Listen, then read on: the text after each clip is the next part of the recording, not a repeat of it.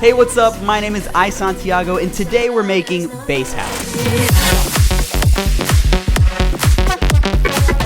So what exactly is bass house? Bass house is a subgenre of house music, usually around 126 to 132 BPM, that's really high in energy using 4-on-the-floor drum patterns, really cool and unique bass lines. Artists such as Valentino and Joyryde, for example, make really unique bass sounds using distortion, comb filtering, automation, and we'll get into that just a bit later. But bass house also includes really percussive, syncopated melodies and really use effects to make the track sound really different than its other house music counterparts like progressive house and deep house. So today we'll be looking at my new track, Nobody, which will be down below in the description for you to pre-save and check out. And I'll also include the stems for this track so that you can take a deeper look into making bass house for yourself. Alright, so step 1 is the drums.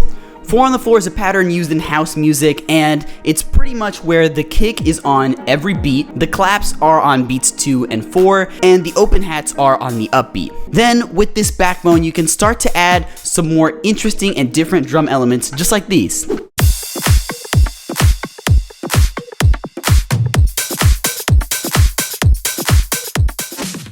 Okay, now for step 2, we're going to look at the bass. So looking at the bass that I've got here, we have 2 different sounds that we've got layered. One is meant to be the body of the sound and fill that low end, and the other is this really cool distorted sound that actually gives the bass some character and allows it to cut through the mix just a little bit more. So how do you make a bass house bass? Let me show you. Alright, so step 1 in making a bass house bass is initializing the preset so we can start from scratch. Then let's go ahead and look at oscillator A, and we're gonna make it a basic sine wave, and we're also gonna lower it about 2 octaves so it really fills up that low end. Then we're gonna turn on oscillator B, and we're actually just gonna leave it like this with that triangle wave just for some grit, but we're also gonna lower that 2 octaves. Alright, so the next thing we're going to do is turn on our filter. We can change it to something like MG Low 24, and then we're going to move that cutoff pretty high, just because I want some of that high end to cut through, but not that much. Also make sure to turn it on for oscillator A and B. Alright, so for the next step, we're going to turn on our noise generator, and we're going to change it to the analog bright white. It's going to give you that white noise texture to give you that grit that you hear in a lot of bass house basses. And you can mess with the level to your liking, but I personally like this default setting. Alright, so now let's move on to our effects. The first thing, you guessed it, is distortion. I like the tube distortion and I like where things are at, but we're just gonna pump up that drive so it can really give our bass some character. The next thing we're gonna do is turn on our compressor. We're going to change it to a multi-brand compressor and just gain it up just a little bit, and we're also going to tame our highs and tame our mids, but make sure that that low end is getting pumped through. Alright, so the next thing up is the EQ. Now I know our high end is most likely going to be a bit overwhelming, so we're going to mess with the EQ like such, and we're going to really gain down some of our sounds in that high end. We're going to make the Q kind of wide so it affects a larger range of frequencies, and this just kind of glues the sound together. Alright, and lastly, we're going to add one more filter. We're going to gain it down just a little bit and put that cutoff pretty high because, again, I want the high end to cut through just a little bit. And just like that, you have yourself a bass house bass.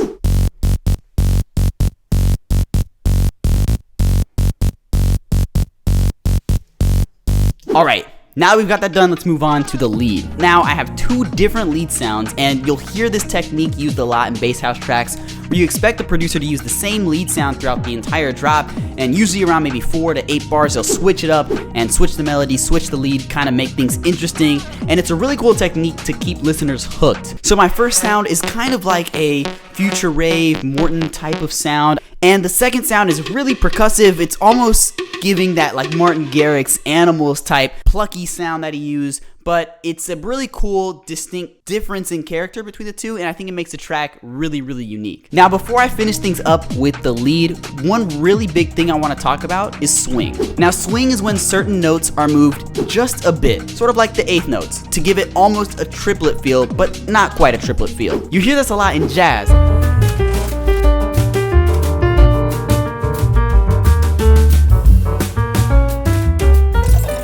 but you hear this a lot in bass house as well to make these synthetic, computerized sounds sound a little bit more human.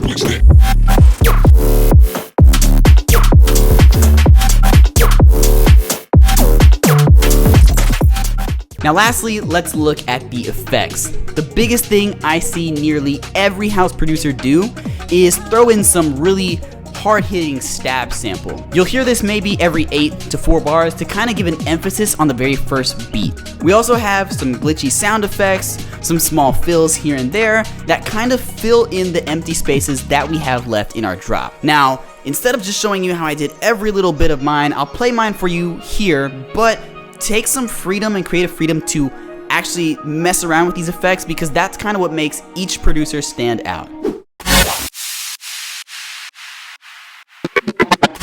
Alright, and with those elements, you should have the blueprints to make a bass house track just like this one. Before I play the final result, remember that the stems are down below in the description. Make sure to download those, they're completely free. And if you want to hear this track, make sure to pre-save down below in the description. But now, let's hear the final result.